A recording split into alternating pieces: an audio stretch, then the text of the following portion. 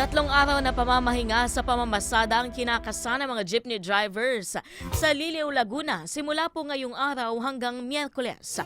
Alamin ang buong detalye sa ulat na yan ni Kevin Pamatmat mula Laguna. Kevin. Ang samantalang tigil pamamasada ang grupong LTS Yoda Liliw Santa Cruz Bayan Magdalena simula ngayong Lunes hanggang Miyerkules. Ayon sa kanilang pamunuan, hindi ito welga kundi pamamahinga upang ipakita ang hirap na dulot na patuloy na pagtaas ng presyo ng petrolyo sa kabila ng inaasahang rollback. Sa kanilang pagtutuos, umaabot lamang ng 1,000 piso ang kita sa biyahe na halos katumbas din ng kanilang gasto sa krudo. Dagdag pa nito ang mababang pamasahe kaya nananawagan sila sa Department of Energy para sa fuel subsidy. Naganda naman ang libreng sakay ang lokal na pamalaan ng Laguna, kabilang ang bayan ng Pagsanghan, Santa Cruz, Iliw at iba pang lugar na apektado ng tigil pasada.